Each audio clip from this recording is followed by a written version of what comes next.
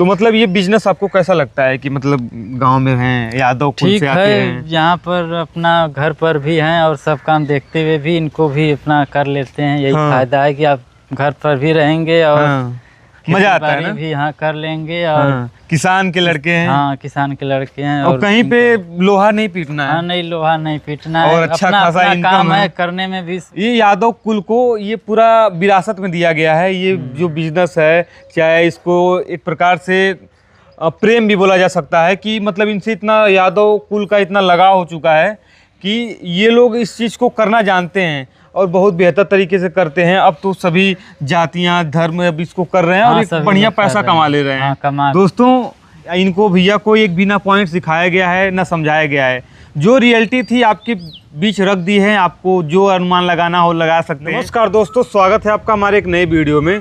दोस्तों, आ गए हैं एक गाँव में और यहाँ पे एक अच्छे तरीके से परंपरागत तरीके से यहाँ पे फार्मिंग की जा रही है और यहाँ पे भैंस और गाय दोनों का फार्मिंग की जा रही है। आइए यहाँ के जो किसान हैं उनसे हम लोग जानेंगे कि इस फार्म से वो कितना पैसा कमा ले रहे हैं, कितना पैसा जनरेट कर ले रहे हैं। सबसे पहले भैया अपना नाम बताइएगा और यहाँ का परिचय बताइएगा। हमारा नाम राधेश्याम यादव है। अच्छा, ये वाराणसी में पड़ता है? शिवपुर विधानसभा वाराणसी चिरेगांव ब्लॉक पड़ता है। देख पा रहे भैया कि जो आपके यहाँ पूरी भैंसे ही भैंसे देख पा रहे हैं। सबसे पहले बताइए कि कब शुरुआत हुआ था? ये भैंस का काम हमारे पिताजी के ही यानी समय से ही पूर्वज से ही चलता चला आ रहा है। पहले से ही चला आ रहा है, इससे हम लोग भी अब इसको आगे बढ़ा रहे हैं। हाँ, देखने के बाद ऐसा भी लग रहा होगा कि मतलब ये एक दिन की भैंसे नहीं है, पिछले कई सालों से यहाँ पे फार्मिंग की जा रही है। फार्मिंग क्या, घर पे ही समझ लीजिए यादवों का एक ऐसा कुल होता है, ऐसा मतलब कि वहाँ पे माना जाता है कि गाय भैंसों को वो लोग पालते हैं और वहाँ से दूध बेचने का काम करते हैं। ये बताइए कि कितनी भैंसें हैं आपके पास टोटल? हमारे पास टोटल भैंस इस समय 15 भैंस हैं और 15 भैंस है और 10 गाय हैं। 10 गाय हैं। तो लगभग कितना लीटर दूध हो जाता है लगभग पर डे? पर डे का 1.5 कुंटल के लगभग है। 1.5 कुंटल के लगभग है। अभी 10 बज रहा है, अभी जल्द ही दूध यहाँ से दुहाई करके चला गया मार्केट में। ये बताइए कि कहाँ बिकता है भैया ये? बनारस मार्केट में बिकता है। अच्छा, बनारस मार्केट में, पास में बनारस पड़ता है। कितना किलोमीटर है यहाँ से बनारस होगा भैया? 15 से 20 किलोमीटर है। 15 से 20 किलोमीटर है। तो वहाँ पे इनका पूरा दूध इकट्ठा करके चला जाता है। क्या रेट भैया जा रहा है इस समय? इस समय गाय का 50 रुपये है और भैंस का 65 से 70। अच्छा, यानी दूध का रेट यहाँ पे भी अच्छा हो चुका है। तो भैया ये बताइए कि मतलब इतना अच्छा रेट क्यों है यहाँ पे? यहाँ पर रेट का ऐसे सिटी है, दूध खपत ज़्यादा है, इसलिए यहाँ पर अच्छा रेट मिल जाता है और डायरेक्ट हम लोग मंडी में बेचते हैं इसलिए। यानी मंडी, यानी इसकी मंडी भी लगती है? दूध की मंडी भी लगती है विशेषरगंज में, वहाँ पर भी हम लोग बेचते हैं। दोस्तों, वाराणसी में एक विशेषरगंज की जगह है, तो वहाँ पे दूध की मंडी लगती है, तो वहाँ पे इनका पूरा दूध चला जाता है और 65 रुपये लीटर के हिसाब से जा रहा है भैया ना? भैंस का 65। हाँ, तो ये बताइए कि एवरेज में कितने लीटर दूध देने वाली होंगी आपके यहाँ? हमारे यहाँ एवरेज में 15 लीटर एक भैंस तक का है। एक भैंस 15 लीटर तक दूध दी है। और कम में लगभग कितना होगा? कम में भी वही 7 लीटर। मतलब जैसे जैसे अभी कोई प्रेग्नेंट होंगी, कोई दूध दे रही है, तो ऐसे एवरेज में 1.5 कुंटल दूध आपके यहाँ से आ रहा है पर डे की वजह से? 1.5 कुंटल आ रहा है। गैया भी हम देख पा रहे हैं कि आप PHF रख रहे हैं। हाँ। और ये जो भैंसे हैं ये अपनी क्षेत्रीय भैंसे हैं ना? ये सब क्षेत्रीय भैंस भी हैं और कुछ हरियाणा से भी आई हुई हैं। ये हरियाणा से राज्य से भी भैंसें कुछ आई हैं। जी जी। तो ये बताइए कि यहाँ से अपनी क्षेत्रीय भैंसे न चुन करके आप हरियाणा क्यों चले गए भैया? वहाँ की भैंसें थोड़ा दूध में ज़्यादा देती हैं और क्षेत्रीय भैंसें होती हैं थोड़ा दूध में कम होती हैं, इसीलिए वहाँ से भी आती हैं। और जो अपने गांव से कहीं न कहीं अब अपने पुराने पद्धति से जनरेशन चेंज करने का समय आ गया है। हाँ। कि अब कम ही गाय भैंस पालें और ज़्यादा दूध लें। हाँ। ये बताइए भैया कि फीड वूड में क्या आप दे रहे हैं, मतलब कि क्या खिला रहे हैं इनको कि इतना अच्छा दूध भी आ रहा है और इतनी गाय भैंसें सब हंस फुस नजर आ रही हैं? क्या? जैसे गेहूं का छिलका होगा, चोकर और मसूर की भी खरीद दी। अच्छा, गेहूं का छिलका, मसूर और ये भूसा और हरा चारा में यही चरी भी दी जाती है। हरा चारा में हम देख पा रहे हैं कि नेपियर इसको बोला जाता है। यहाँ पे लगभग पूरा क्षेत्र में ही नेपियर ही लगा हुआ है। हाँ, मतलब यहाँ पे भी नेपियर पहुँच चुका है। यानी अब परंपरागत नहीं रह गया ये, अब पुराने पद्धति वाला ये फार्म नहीं रह गया। अब धीरे धीरे ये डेवलप हो रहा है और एक नए दिशा की ओर जा रहा है, आप लोग देख सकते हैं।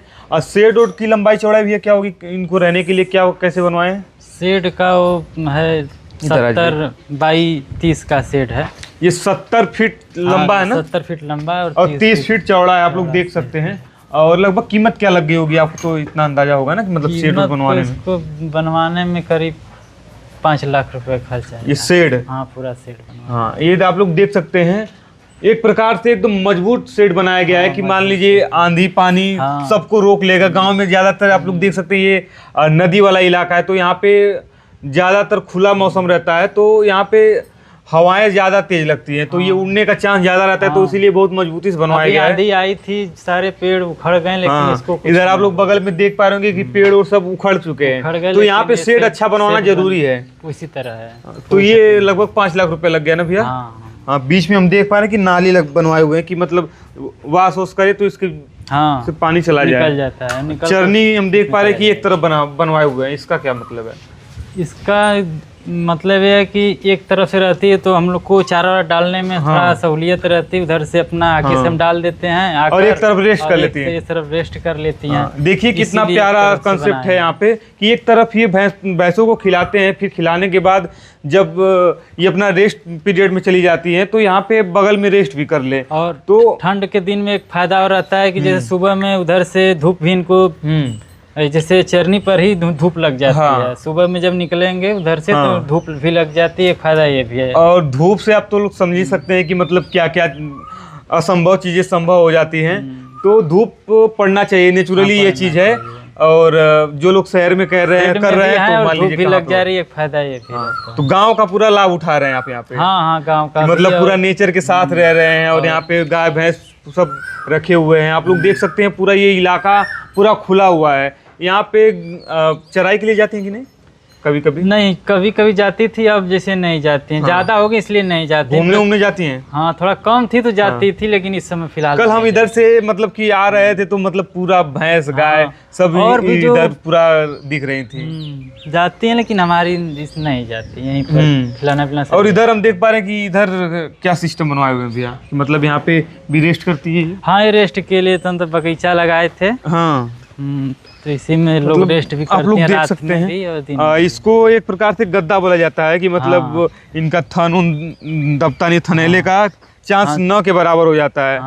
आप लोग देख सकते हैं, ये गोबर का गद्दा इसको बोला जाता है। बहुत से किसान इसका इस चीज़ का उपयोग कर रहे हैं। जैसे हम हरियाणा पंजाब जाते हैं तो वहाँ पर जो भी किसान है तो ऐसा फ्री रेंज में बनवा देते हैं कि वहाँ पे अपना रेस्ट करें।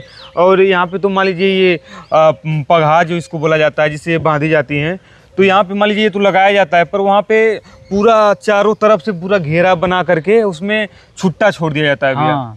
तो यहाँ पे थोड़ा सा दिक्कत है कि इधर किसी दूसरे खेत में चले जाएंगे, छुट्टा नहीं खोल। हाँ, तो मतलब ये बिजनेस आपको कैसा लगता है कि मतलब गांव में हैं, यादव कुल से आते हैं, यहाँ पर अपना घर पर भी हैं और सब काम देखते हुए भी इनको भी अपना कर लेते हैं। यही फायदा है कि आप घर पर भी रहेंगे और मजा आता है ना, भी यहाँ कर लेंगे। और किसान के लड़के हैं। हाँ, किसान के लड़के हैं। और कहीं पे लोहा नहीं पीटना है। हाँ, नहीं, लोहा नहीं पीटना है। और अच्छा खासा काम है करने में भी। ये यादव कुल को ये पूरा विरासत में दिया गया है। ये जो बिजनेस है, चाहे इसको एक प्रकार से प्रेम भी बोला जा सकता है कि मतलब इनसे इतना यादव कुल का इतना लगाव हो चुका है कि ये लोग इस चीज़ को करना जानते हैं और बहुत बेहतर तरीके से करते हैं। अब तो सभी जातियां धर्म अब इसको कर रहे हैं और एक बढ़िया पैसा कमा ले रहे हैं। हाँ, कमा भी ले रहे हैं। जो मेहनत जितना कर रहा है उतना कमा भी रहा है। बिल्कुल बिल्कुल। और इस समय आपको तो दोस्तों, आप हमारी वीडियो देखते होंगे तो उसमें पता चलता होगा कि कितनी अच्छी अच्छी गाय हैं और कितना अच्छा अच्छा दूध दे रही हैं। तो इस बिजनेस को किया जाए तो कोई परेशानी आने वाली नहीं है, अगर सही तरीके से सही तरीके से अगर किया जाए और इसको एक सेट बनाकर व्यवस्था बनाकर किया जाएगा तो बहुत अच्छा धंधा है। जैसे ये बिजनेस करने के लिए लोगों को क्या क्या आवश्यकताएं हो सकती हैं भैया? इसके लिए आपके पास पर्याप्त जमीन भी होना चाहिए, यानी भूमि होना चाहिए। होना चाहिए आपके चारा के लिए भी भूमि होना चाहिए कि सब खरीद पर ही ना डिपेंड है, कुछ अपने पास भी रहे जैसे चारा। ये गांव में बेहतर हो सकता है, यहाँ पे फार्मिंग की जा सकती है कम पैसे में भी। गांव में ये शहर में भी हो सकती है, पर वहाँ पे दूध का रेट भी अच्छा है तो वहाँ पर भी आप कर सकते हैं क्योंकि मार्केट वहाँ पे अच्छा होगा, वहाँ पे दूध का रेट अच्छा होगा। यहाँ से भैया को लेके जाना पड़ता है कितना भैया? 15 किलोमीटर लेके जाना पड़ता है। और आप अगर सिटी में रहेंगे तो वहाँ पे दूध का रिक्वायरमेंट ज़्यादा होता ही जा रहा है। जैसे पानी 20 रुपये बिक रहा है तो भैया ये दूध है। तो आप इससे संतुष्ट हैं? हाँ, संतुष्ट हैं। अभी क्या लग रहा है कि अभी चलाएंगे या फिर अभी और बढ़ाना चाहते हैं? नहीं, चलाएंगे। इसको और बढ़ाने का भी प्लान है। इस पर एक सेट और बनवाने का भी विचार है। अच्छा, यानी बगल में ये आप लोग देख सकते हैं, न्यू डाल दी गई है। एक शेड और बनवाने जा रहे हैं। आप इसको इसी परंपरागत तरीके से करना चाहेंगे कि मतलब कुछ चेंजेस लाएंगे इसमें? नहीं, जैसे हम लोग 2 भाई और एक पिताजी हैं, तो थोड़ा इसको बढ़ाएंगे तो हाईटेक इसको करना चाहते हैं। अच्छा, हाईटेक तरीके से प्रॉपर डेयरी फार्म का रूप देना चाहते हैं। और जो भैंसे हैं क्या लीटर दूध रखना चाहेंगे अभी उसको चेंज करेंगे या फिर ऐसे जैसे चल रहा है वैसे चलने देंगे? नहीं, जिससे चेंज करने में जो दूध थोड़ा कम दे रही हैं तो उनको यानी बेहतर नस्ल की भैंस चाहे गाय लेके आएंगे और बढ़िया दूध लेंगे तो हमको थोड़ा फायदा होगा। चलिए भाई, बहुत बढ़िया जानकारी दी है आप। दोस्तों, इनको भैया को एक बिना पॉइंट सिखाया गया है ना समझाया गया है। जो रियलिटी थी आपके बीच रख दी है। आपको जो अनुमान लगाना हो लगा सकते हैं। पर ऐसा भैया से सब कुछ जानने के बाद मुझे तो ऐसा लग रहा है कि मतलब डेयरी फार्म में फ़ायदा है। अगर आपको लग रहा हो कि इसमें फ़ायदा है तो आप इस बिज़नेस को कर सकते हैं। और आप में अगर लगन होगी तो आप इसको बहुत बेहतर तरीके से कर सकते हैं। तो वीडियो अगर पसंद आए तो वीडियो को लाइक करिएगा और यहाँ तक पहुँचे तो हमारे चैनल को सब्सक्राइब करिएगा। मिलते हैं कोई और वीडियो में, अब तक बने रहने के लिए आपका बहुत बहुत धन्यवाद।